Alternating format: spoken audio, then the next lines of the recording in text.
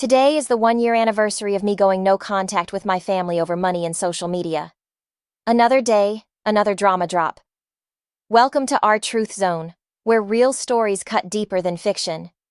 It's been 1 year since I went no contact with my entire family, all because of money, manipulation, and a single social media post. My name is Ellie, or at least, that's what they used to call me. I'm 33 now, married, child-free by choice, and living a life that 18-year-old me never thought was possible. I didn't come from wealth, neither did my husband, Kyle. We both clawed our way out of poverty, left home at 18, and never looked back.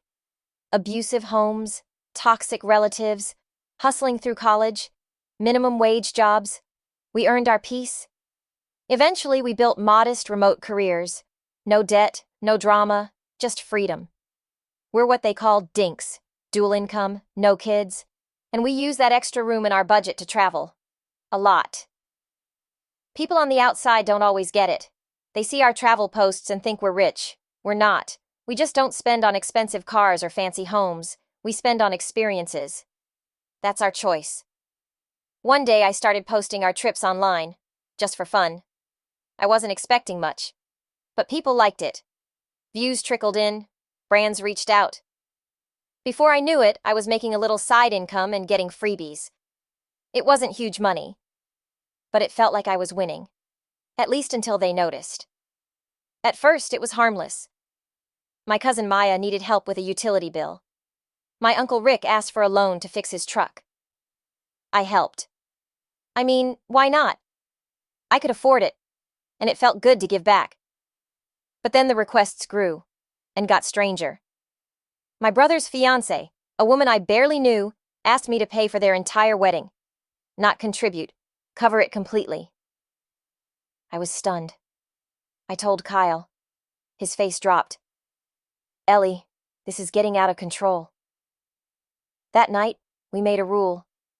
Anything over $200 had to be a joint decision, and only mom, would remain on the yes list.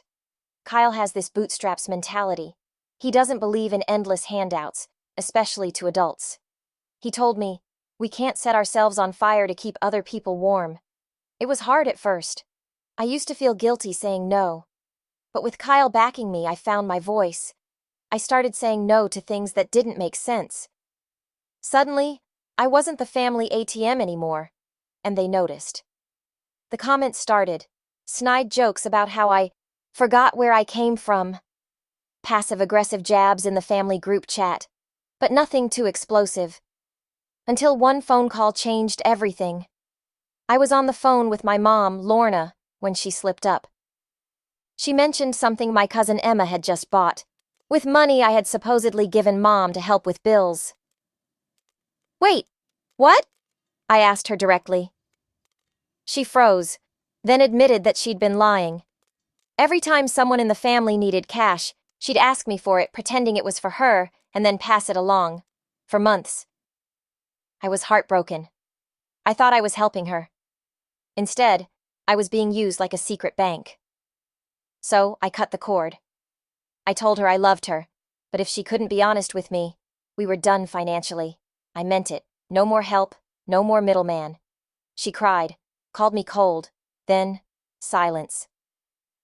A week later, I get a call from my cousin James. He's doing well financially, but he's got 3 kids and his own struggles. Hey, he says, why's Aunt Lorna asking me for money? You're the one with cash. Can't you step up and take some pressure off the rest of us? I was stunned. He went on. We gotta support each other. Family took care of you. Now it's your turn. I didn't say much, just told him I'd think about it. Then it got worse. A week later, I'm scrolling through social media when I see a younger cousin, let's call her Tasha, post a video about influencers who forget where they come from and don't help family.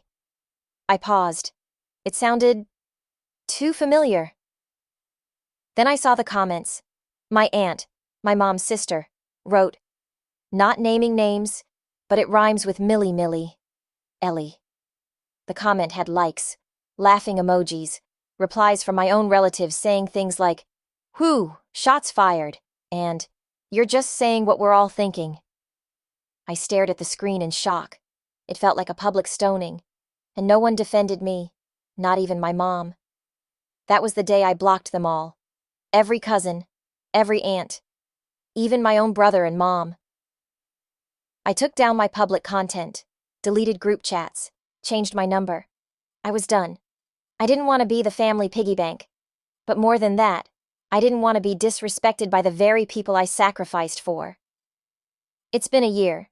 No calls, no messages, no drama. But also, no holidays. No childhood memories relived. No little updates from people I once loved fiercely. I miss them sometimes.